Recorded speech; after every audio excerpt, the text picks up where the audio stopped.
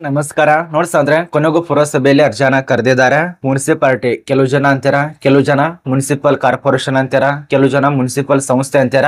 ಒಟ್ಟಾರೆ ಈ ಒಂದು ಪುರಸಭೆಯಲ್ಲಿ ಅರ್ಜಿ ಕರೆದಿದ್ದಾರೆ. ಇದ್ರ ಬಗ್ಗೆ ನಮ್ಮ ಮಾಹಿತಿ ರಾಧ ಮಹಿಳೆಯರಿಗೆ ಪುರುಷರಿಗೆ ಇಬ್ಬರಿಗೆ ಅವಕಾಶ ಕೊಟ್ಟಿದ್ದಾರೆ. ಅರ್ಜಿ ಸಲ್ಲಿಸೋದಕ್ಕೆ ಕೊನೆಯ ದಿನಾಂಕ ಏನಿದೆಲ್ಲ ಮುಂದಿನ ತಿಂಗಳು 12/12/2025 ತನಕ ಅವಕಾಶ ಕೊಟ್ಟಿದ್ದಾರೆ.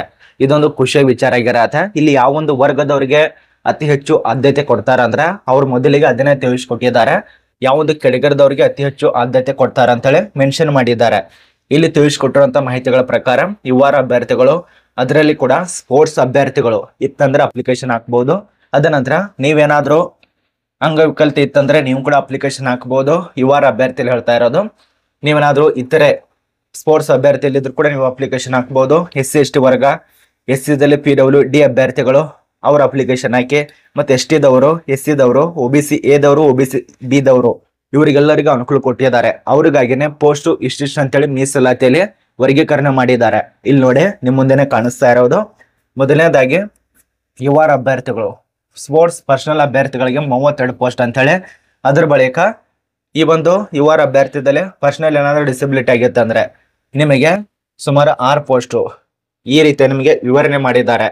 ಮತ್ತು ನೀವು ನಾರ್ಮಲ್ ಆಗಿ ಯುವ ಅಭ್ಯರ್ಥಿ ಇತ್ತಂದ್ರೆ ನಿಮಗೆ 32 ಪೋಸ್ಟ್, ಸಾರಿ ಕನ್ಫ್ಯೂಸ್ ಆಗಿ ತಗೊಳ್ಳಿ, 32 ಪೋಸ್ಟ್.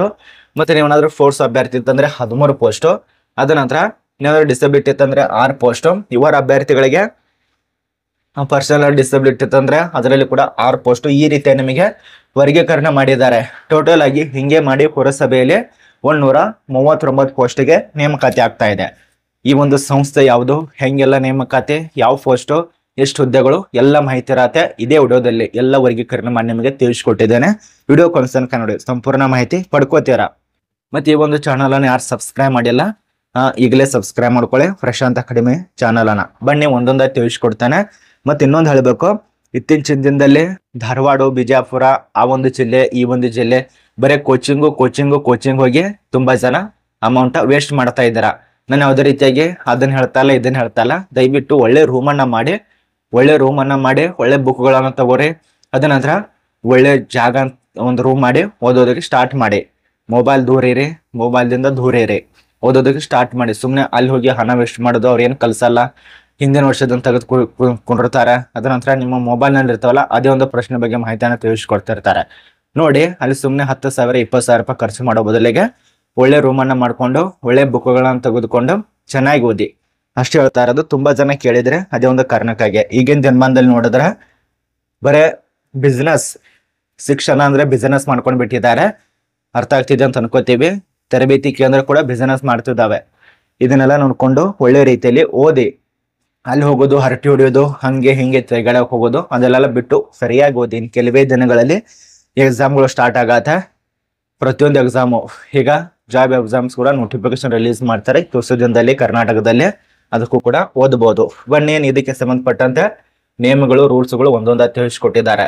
ಇದಕ್ಕೆ ಅರ್ಜಿಗಳು ಪ್ರಾರಂಭ ಆದಂತ ದಿನಾಂಕ 26ನೇ ತಾರೀಕಿನಿಂದ ಸ್ಟಾರ್ಟ್ ಆಗ್ತಾ ಇದೆ. ಈಗ 17ನೇ ತಾರೀಕು ನೋಟಿಸ್ ರಿಲೀಸ್ ಮಾಡಿದ್ದಾರೆ. ಇದು ನೋಟಿಸ್ ರಿಲೀಸ್ ಮಾಡಿದಂತ ಡೇಟು. ಇಲ್ಲಿ ನೋಡಿ, ನೋಟಿಸ್ ರಿಲೀಸ್ ಮಾಡಿದಂತ ಡೇಟು 17ನೇ ತಾರೀಕು 17/11/2025 ನೋಟಿಸ್ ಆಗಿದೆ. ಬಟ್ ಅರ್ಜಿಗಳು ಪ್ರಾರಂಭ ಆಗ್ತಾ ಇರೋದು 26ನೇ ತಾರೀಕಿನಿಂದ. ಈ ಒಂದು 26ನೇ ತಾರೀಕಿನಿಂದ 12/12/2025 ತನಕ ನಿಮಗೆ ಲಾಸ್ಟ್ ಡೇಟ್ ಆಗಿರತ್ತೆ. ಇದು ದಿನಾಂಕ ಬಗ್ಗೆ ಮಾಹಿತಿ, ಇದ್ರ ಬಗ್ಗೆ ಅರ್ಥ ಆಗ್ತಿದೆ ಅಂತ ಅನ್ಕೋತೀವಿ. 26ನೇ ತಾರೀಕಿನಿಂದ ಸ್ಟಾರ್ಟ್ ಆಗತ್ತೆ. 12/12/2025 ತನಕ ಅವಕಾಶ ಇರತ್ತೆ. ಇದು ನಿಮಗೆ ಸಂಪೂರ್ಣ ಮಾಹಿತಿ ತಿಳಿತಾ ಇದೆ ಅಂತ ಅನ್ಕೋತೀವಿ. ಮತ್ತೆ ಇಲ್ಲಿ ರೂಲ್ಸು, ರೆಗ್ಯುಲೇಷನು, ಯಾವ ಒಂದು ಭಾಷೆ ಅದೆಲ್ಲ ಕೊಟ್ಟಿದ್ದಾರೆ. ನಿಮಗೆ ಈ ಒಂದು ಭಾಷೆದ ನಾಲೆಜ್ ಇರಬೇಕು, ಆ ಒಂದು ಭಾಷೆದ ನಾಲೆಜ್ ಇರ್ಬೇಕಂತೇಳಿ ಅದೆಲ್ಲ ವಿವರ ಕೊಟ್ಟಿದ್ದಾರೆ. ಚೆಕ್ ಮಾಡ್ಕೊಳ್ಳಿ. ಇನ್ನು ಏಜ್ ಲಿಮಿಟ್ ವಿಷಯ, ಮೊದಲನೇದಾಗಿ ಏಜ್ ಲಿಮಿಟ್ ಬಗ್ಗೆ ಮಾಹಿತಿ. ಕಡ್ಡಾಯವಾಗಿ ನಿಮಗೆ 18 ವರ್ಷ ಅಂತ ಆಗ್ಲೇಬೇಕಾಗತ್ತೆ. 18 ವರ್ಷದಿಂದ ಅವ್ರು ತಿಳಿಸ್ಕೊಟ್ಟಿರುವಂತ ಮಾಹಿತಿ 40 ವರ್ಷ. ಈ ಒಂದು 40 ವರ್ಷದ ಅಭ್ಯರ್ಥಿಗಳು ಅರ್ಜಿ ಸಲ್ಲಿಸೋದಕ್ಕೆ ಅವಕಾಶ ಇರತ್ತೆ. ಮತ್ತು ವಯೋಮಿತಿ ಕೂಡ ಲೆಕ್ಕಾಚಾರ ಮಾಡ್ಕೊಂಡು ಅಪ್ಲಿಕೇಶನ್ ಹಾಕಿ. ಇಲ್ಲಿದಿಂದ ಇಲ್ಲಿ ತನಕ ವಯೋಮಿತಿ ಇರಬೇಕು, ಅದೆಲ್ಲ ಕೊಟ್ಟಿದ್ದಾರೆ. ಚೆಕ್ ಮಾಡ್ಕೊಂಡು ಅಪ್ಲಿಕೇಶನ್ ಹಾಕಿ. ಇದು ನಮಗೆ ಅಭ್ಯರ್ಥಿಗಳಿಗೆ ಅರ್ಥ ಆಗ್ತಿದೆ ಅಂತ ಅನ್ಕೋತೀವಿ. ಅದರ ಬಳಿಕ ಇನ್ನೂ ರೂಲ್ಸ್ ರೆಗ್ಯುಲೇಷನ್ ಕೊಟ್ಟಿದ್ದಾರೆ. ಇನ್ನು ಎಷ್ಟೆಷ್ಟು ಸಡಿಲಿಕ್ಕೆ ಇರತ್ತೆ ಅದನ್ನ ಕೊಟ್ಟಿದ್ದಾರೆ. ಮತ್ತು ಮಾರ್ಕ್ಸ್ ಬಗ್ಗೆ ಮಾಹಿತಿ ಇರತ್ತೆ. ಮತ್ತೆ ಇಲ್ಲಿ ಖಾಲಿರುವಂತ ಪೋಸ್ಟ್ ಹೆಸರು, ಈ ಒಂದು ಮುನ್ಸಿಪಲ್ ಕಾರ್ಪೊರೇಷನ್ ದಲ್ಲಿ ಸ್ಟಾಫ್ ನರ್ಸ್ ಅಂತೇಳಿ ಈ ಒಂದು ಸ್ಟಾಫ್ ನರ್ಸ್ ಹುದ್ದೆಗೆ ಅರ್ಜಿ ಕರೆದಿದ್ದಾರೆ. ಇದಕ್ಕೆ ನೀವು ಅಪ್ಲಿಕೇಶನ್ ಹಾಕೋದಕ್ಕೆ ಅವಕಾಶ ಇರತ್ತೆ. ಅಪ್ಲಿಕೇಶನ್ ಹಾಕಿ. ಇದಕ್ಕೆ ಏನೆಲ್ಲ ಪಾಸ್ ಆಗಿರ್ಬೇಕು? ಮೊದಲನೇದಾಗಿ ಕ್ಲಾಸ್ 12 ಕೊಟ್ಟಿದ್ದಾರೆ. JNB BSc ಕೊಟ್ಟಿದ್ದಾರೆ. ವರ್ಕಿಂಗ್ ಎಕ್ಸ್ಪೀರಿಯನ್ಸ್ ಎಷ್ಟು ಇರಬೇಕು ಅದು ಕೊಟ್ಟಿದ್ದಾರೆ. ಇಂಟರ್ವ್ಯೂದಲ್ಲಿ ಮಾರ್ಕ್ಸ್ ಯಾವ ರೀತಿಯಾಗಿರತ್ತೆ ಅದನ್ನ ಕೊಟ್ಟಿದ್ದಾರೆ. ಮತ್ತೆ ಯಾವ ರೀತಿ ಕೆಲಸ ಮಾರ್ಕ್ಸು ಅದೆಲ್ಲ ಕೊಟ್ಟಿದ್ದಾರೆ. ಇಲ್ಲಿ ನೇರವಾಗಿ ಈ ಒಂದು ಮಾರ್ಕ್ಸ್ ಆಧಾರದ ಮೇಲೆ ನಿಮ್ಗೆ ಕೆಲಸ ಸಿಗತ್ತೆ. ಇಲ್ಲಿ ಪೋಸ್ಟ್ ಬಗ್ಗೆ ಆಯ್ಕೆ ವಿಧಾನದಲ್ಲಿ ನಿಮಗೆ ಲಿಖಿತ ಪರೀಕ್ಷೆ ಬಗ್ಗೆ ಅವ್ರ ಮಾಹಿತಿ ತಿಳಿಸ್ಕೊಟ್ಟಿಲ್ಲ. ಮೊದಲನೇದಾಗಿ GNM ದಲ್ಲಿ ಮತ್ತು ನರ್ಸಿಂಗ್ ನಲ್ಲಿ ಪಡೆದಂತ ಅಂಕದ ಆಧಾರದ ಮೇಲೆ ಶಾರ್ಟ್ ಲಿಸ್ಟ್ ಅನ್ನು ತಯಾರು ಮಾಡ್ತಾರೆ. Point number 1. ಪಾಯಿಂಟ್ ನಂಬರ್ 2, ಶೈಕ್ಷಣಿಕ ಅರ್ಹತೆ ಮೇಲೆ, ಅನುಭವದ ಮೇಲೆ, ಸಂದರ್ಶನ ಮೇಲೆ ಆಯ್ಕೆಯನ್ನು ಮಾಡ್ತಾರೆ. ಪಾಯಿಂಟ್ ನಂಬರ್ 3, ಸಂದರ್ಶನ ಮೂಲಕ ಅಂತಿಮ ಆಯ್ಕೆ ಪಟ್ಟಿಯನ್ನು ತಯಾರು ಮಾಡ್ತಾರೆ. ಪಾಯಿಂಟ್ ನಂಬರ್ 4, 2.7 ಅನುಪಾತದ ಗುರುತನ್ನ ಪರಿಗಣಿಸಿ ನಿಮ್ಮನ್ನ ಅನುಪಾತ ತೆಗೆದು ಅದರ ಮೇಲೆ ಆಯ್ಕೆ ಮಾಡ್ತಾರೆ. ಕೊನೆಯದಾಗಿ ನಿಮ್ಮೊಂದು ಅಂಕದ ಮೇಲೆ ಮೆರಿಟ್ ಮೇಲೆ ಆಯ್ಕೆ ಮಾಡ್ತಾರೆ. ಈ ರೀತಿಯಾಗಿ ಪರೀಕ್ಷೆಯಲ್ಲಿ ಇರೋದಿಲ್ಲ ಅಂತ ಹೇಳಿ ಮಾಹಿತಿ ಬಂದಿರತ್ತೆ. ಈ ಒಂದು ನೋಟಿಸ್ ಪ್ರಕಾರ ಪರೀಕ್ಷೆ ಇರೋದಿಲ್ಲ. ನಿಮ್ಮ ಮುಂದೆ ಯಾವುದಕ್ಕೆ ಎಷ್ಟೆಷ್ಟು ಅಂಕ ಕೊಡ್ತಾರೆ ಅದನ್ನ ತಿಳಿಸ್ಕೊಟ್ಟಿದ್ದಾರೆ. ಇಲ್ಲಿ ಮೊದಲನೇದಾಗಿ 20 ಮಾರ್ಕ್ಸು, JNM BSc ನಲ್ಲಿ 50 ಮಾರ್ಕ್ಸು, ಅದ ನಂತರ ವರ್ಕಿಂಗ್ ಎಕ್ಸ್ಪೀರಿಯನ್ಸ್ ನಲ್ಲಿ 15 ಮಾರ್ಕ್ಸು, ಇಂಟರ್ವ್ಯೂ ನಲ್ಲಿ 15 ಮಾರ್ಕ್ಸು. ಟೋಟಲ್ ಆಗಿ 100 ಅಂಕಕ್ಕೆ ಸಂಬಂಧಪಟ್ಟಂತೆ ಈ ಒಂದು ಸಂದರ್ಶನ, ಮಾರ್ಕ್ಸ್ ಕಾರ್ಡು ಇದೆಲ್ಲ ನಿಮಗೆ ಅರ್ಹತೆ ಇರತ್ತೆ. ಇದು ಅರ್ಥ ಆಗಿದೆ ಅಂತ ಅನ್ಕೋತೀವಿ. ಇನ್ನು ಜನರಲ್ ಇನ್ಫಾರ್ಮೇಶನ್ ಕೊಟ್ಟಿದ್ದಾರೆ, ಯಾವ್ದು ಪಾಸ್ ಆಗಿರಬೇಕು ಏನು ಅಂತ ಹೇಳಿ. ಏನು ಅರ್ಜಿ ಶುಲ್ಕ ಅಂತ ₹1 ಇರೋದಿಲ್ಲ. ಮತ್ತೆ ನಿಮಗೆ ಪರ್ ಮಂತ್ ಆಗಿ ಎಷ್ಟು ಸ್ಯಾಲ್ರಿ ಸಿಗತ್ತೆ? ತಿಂಗಳಿಗೆ 25,000 ತನಕ ಸ್ಯಾಲ್ರಿ ಇರತ್ತೆ. ಅದ್ರ ಬಳಿಕ ನಿಮಗೆ ವಿದ್ಯಾರ್ಹತೆ ಏನಾಗಿರ್ಬೇಕು ಆಗಲೇ ತಿಳಿಸ್ಕೊಟ್ಟಿನಲ್ಲ, ಸೆಕೆಂಡ್ PUC ಆಗ್ಬಹುದು. ಅದೆಲ್ಲ ಮುಗಿಸಿದವರು ಅಪ್ಲಿಕೇಶನ್ ಹಾಕಿ. ಮತ್ತೆ ಅರ್ಹತೆ ನೋಡಿ, ಪಾಯಿಂಟ್ ನಂಬರ್ 1, ಅರ್ಹತೆ ಕಡ್ಡಾಯವಾಗಿ ಮುಗಿಸ್ಬೇಕಾಗತ್ತೆ.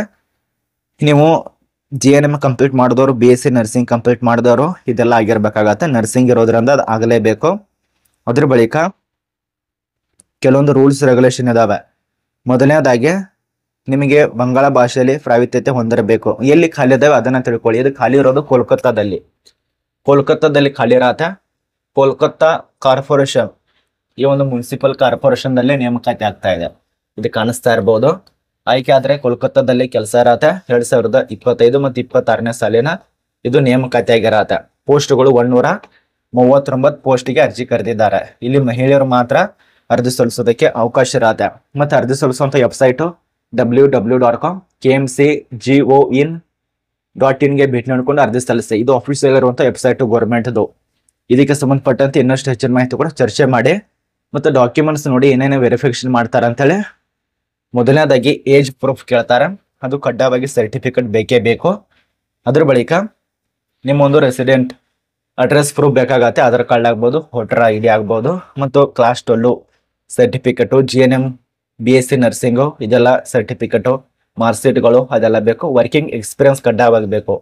ನಿಮಗೆ 5 ವರ್ಷ ಆಗ್ಬೋದು, ಅಥವಾ 10 ವರ್ಷ ಆಗ್ಬೋದು, ಅಥವಾ 20 ವರ್ಷ ಆಗ್ಬೋದು, ಅಥವಾ 3 ವರ್ಷ ಆಗ್ಬೋದು. ಈ ರೀತಿಯಾಗಿ ಸರ್ಟಿಫಿಕೇಟು, ನಿಮ್ಮೊಂದು ಕಾಸ್ಟ್ ಸರ್ಟಿಫಿಕೇಟು, ನೀವೇನಾದ್ರು ಪರ್ಸನಲ್ ಆಗಿ ಅಂಗವಿಕಲತೆ ಹೊಂದಿತ್ತಂದ್ರೆ ಅದೆಲ್ಲ ಸರ್ಟಿಫಿಕೇಟು, ಪೋಸ್ಟ್ ಸರ್ಟಿಫಿಕೇಟು, ಸ್ಪೋರ್ಟ್ಸ್ ಅಂದ್ರೆ ಕ್ರೀಡಾ ಸರ್ಟಿಫಿಕೇಟು. ಅದ್ರ ಬಳಿಕ ಏನಾದರೂ ಸರ್ಟಿಫಿಕೇಟ್ ಕಡ್ಡಾಯವಾಗಿ ವೆಸ್ಟ್ ಬೆಂಗಾಲ್ ಪಡೆದಂಥ ಡಿಪಾರ್ಟ್ಮೆಂಟ್ ಸ್ಪೋರ್ಟ್ಸ್ ಸರ್ಟಿಫಿಕೇಟು, ವೆರಿಫಿಕೇಶನ್ ಆಗಿರುವಂಥ ಸರ್ಟಿಫಿಕೇಟು ಅದೆಲ್ಲ ಕೊಟ್ಟಿದ್ದಾರೆ. ಅದ್ರ ಬಗ್ಗೆ ಚೆಕ್ ಮಾಡ್ಕೊಳ್ಳಿ. ಅದ ನಂತರ ಇನ್ನೂ ರೂಲ್ಸ್ ಇದಾವೆ. ಈ ಒಂದು ರೂಲ್ಸ್ ಬಗ್ಗೆ ನಿಮಗೆ ಎಲ್ಲ ಮಾಹಿತಿ ಅರ್ಥ ಆಗಿದೆ ಅಂತ ಅನ್ಕೋತೀವಿ. ಟೋಟಲ್ 3 ಪೇಜ್ದು ನೋಟಿಸ್ ಆಗಿತ್ತು. ಇದರಲ್ಲಿ ಮಾಹಿತಿಯನ್ನು ತಿಳಿಸ್ಕೊಟ್ಟಿದ್ದಾರೆ. ಇದರಲ್ಲಿ ಕೋಲ್ಕತ್ತಾದಲ್ಲಿ ಕೆಲಸ ಇರತ್ತೆ. ಅರ್ಜಿ ಸಲ್ಲಿಸೋರು ಅಪ್ಲಿಕೇಶನ್ ಹಾಕ್ಬೋದು, ಬೇಡ ಅಂದ್ರೆ ಬಿಡಿ. ಅಲ್ಲಿ ನಿಮಗೆ ಸ್ಥಳೀಯ ಭಾಷೆ ಬರಬೇಕಾಗತ್ತೆ. ಇದೊಂದು ಅರ್ಥ ಮಾಡ್ಕೊಳ್ಳಿ. ಸ್ಥಳೀಯ ಭಾಷೆ ಬಂದವರು ಅಪ್ಲಿಕೇಶನ್ ಹಾಕಿ. ಇನ್ನು ನಿಮಗೆ ಸ್ವಲ್ಪ ಬೇಸಿಕ್ ನಾಲೆಜು ಏನ್ ಬಿಟ್ಟಿದ್ದೀನಿ ಸ್ವಲ್ಪ ಚರ್ಚೆ ನೋಡಿ. ಸಂಬಳದ ಬಗ್ಗೆ ತಿಳಿಸ್ಕೊಟ್ಟಿದ್ದೇವೆ. ಅರ್ಜಿ ಶುಲ್ಕ ಅಂತ ಇರೋದಿಲ್ಲ. ಆಯ್ಕೆ ಪ್ರಕ್ರಿಯೆ, ಅನ್ವಯಿಸೋ ಮೂಡು, ಆನ್ಲೈನ್ ಸರ್ಚ್ ಸೂಚನೆಗಳು ಎಲ್ಲ ತಿಳಿಸ್ಕೊಟ್ಟಿದ್ದೇವೆ. ಏನೇ ಡೌಟ್ ಇದ್ರು ಕಮೆಂಟ್ ಮಾಡಿ. ಏನಾದ್ರೂ ಉಳ್ಕೊಂಡಿರತ್ತೆ ಇಷ್ಟೆಲ್ಲ ಹೇಳಿದ ಮೇಲೆ ಕೂಡ ಕೆಲವು ಜನಕ್ಕೆ ಅರ್ಥನೇ ಆಗಲ್ಲ. ಉಳ್ಕೊಂಡಿತ್ತಂದ್ರೆ ಕಮೆಂಟ್ ಮಾಡಿ, ಅದಕ್ಕೆ ಫ್ರೀದಲ್ಲಿ ರಿಪ್ಲೈ ಕೊಡ್ತೇವೆ. ಆದಷ್ಟು ನಿಮ್ಮ ಒಂದು ಫ್ರೆಂಡ್ಸ್ಗಳಿಗೆ ಈ ಒಂದು ಪುರಸಭೆಯಲ್ಲಿ ಖಾಲಿ ಇರುವಂತ ಪೋಸ್ಟ್ ಬಗ್ಗೆ, ಅಂದ್ರೆ ಮುನ್ಸಿಪಾಲಿಟಿಯಲ್ಲಿ ಖಾಲಿ ಇರುವಂತ ಪೋಸ್ಟ್ ಬಗ್ಗೆ ಕಾಯ್ತಾ ಇದ್ರೆ ಶೇರ್ ಮಾಡಿ. ಇದು ಕೋಲ್ಕತ್ತಾದಲ್ಲಿ ಕೆಲಸ ಇರತ್ತೆ. ನಾನು ಈಗಲೇ ತಿಳಿಸ್ಕೊಡ್ತಾ ಇದ್ದೀನಿ. ಕೋಲ್ಕತ್ತಾದಲ್ಲಿ ಕೆಲಸ ಇರತ್ತೆ. ಅಪ್ಲಿಕೇಶನ್ ಹಾಕಿ ಹುದ್ದೆಗಳನ್ನ ಪಡ್ಕೋಬೇಕನ್ನೋರಿಗೆ ಶೇರ್ ಮಾಡಿ. Nursing post